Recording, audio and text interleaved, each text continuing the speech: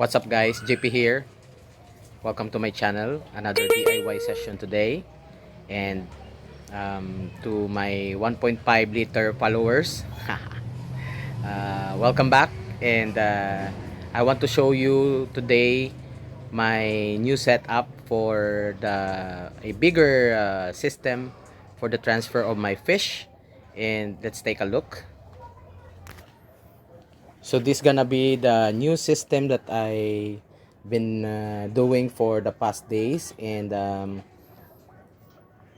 you can see, there are two tanks or fish tanks, which is 95 liters capacity, or that's gonna be 25 gallons each.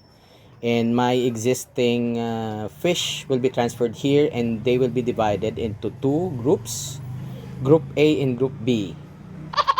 So basically guys, what I did is that um, these two fish tanks have the three filters or the filtration system below it or underneath it, and we have here the sump tank in the rightmost area.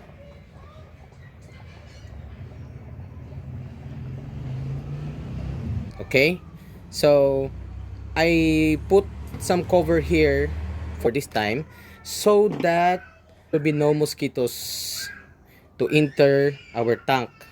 So as you have observed, all of our filters as well as the sump has a cover because this is already an outdoor, and there are a lot of mosquitoes here, so that they won't breed into the water. All we need to do is to cover it. Okay, but I don't think they can breed in the fish tank because water is always agitated, and there will be no chance for the mosquitoes to breed. So later on, we are going to fill this with water so that the water will be dechlorinated, and we will give it at least 2 to 3 days for the dechlorination, and after that we can now transfer the fish here. So let's keep it going. So we're back on our third day, and looking at the system, I think we are ready to transfer the fish. But before that, yesterday, I would like to inform you that I started running the system, and I found out some mistakes or failure in the setup, especially on the pipings. Now let's go through one by one. The solids filter functioned very well, and as you can see there. And going to the next part or section, I have noticed this one. There's a leak. There you go. There's a leak in our sponge filter, and I think I need to address that. There's the sponge. And going to our rocks filter or biological filter, we have no problem. But with the sump, the pipes in the submersible pump has a leak. There, as you can see, there's a leak. Basically, I did not put a sealant in this pipes or these pipes. So all I need to do is to seal this and get this all going. I have installed here the air pump and the socket.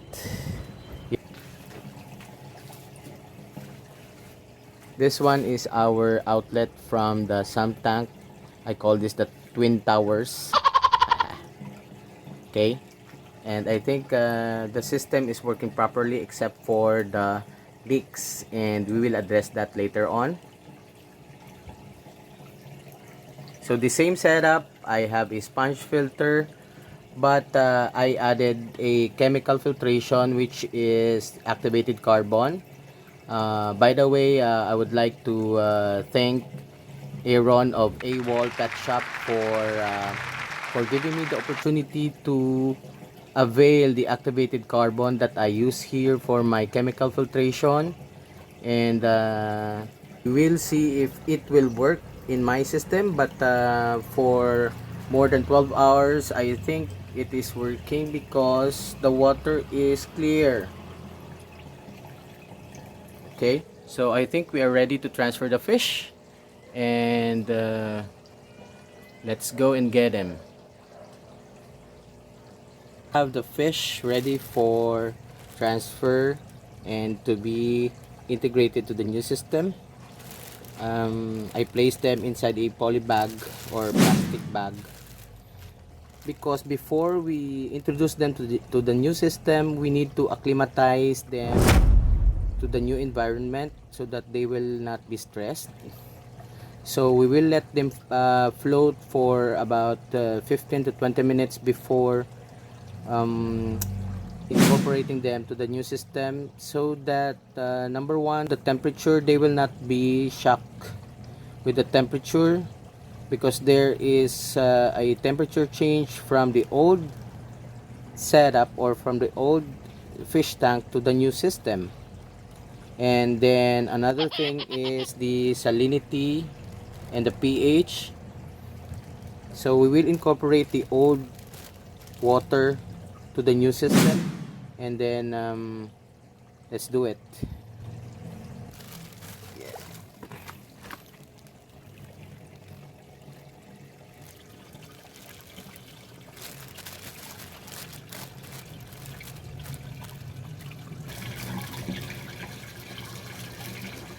This is one of the most common mistake of fish keepers, because during fish transfer, all they do is to abruptly put the fish to the new system, and then later on they will observe that some of the fish will weaken and soon will die.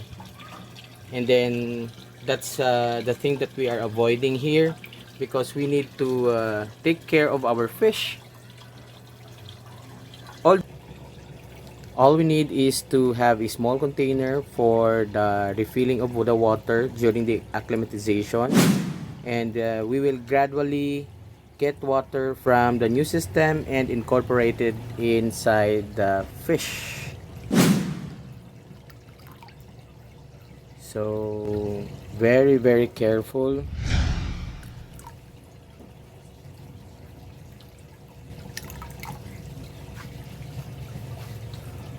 All you need to do is to gradually fill in the plastic with the new water so that they can have a taste of it.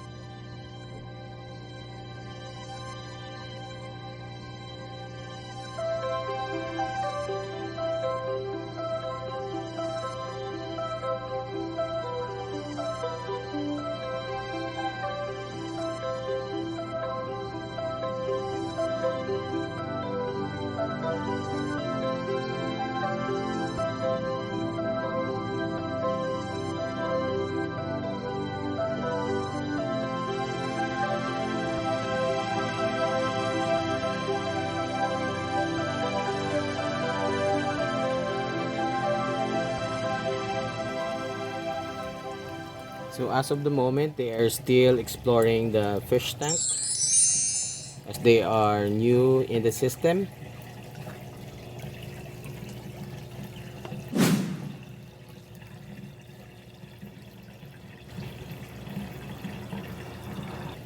Before I transfer the fish here, I already gave them food so that they will not be stressed, and if it happens that they will not be eating later on because of the stress of the transfer, they are already full.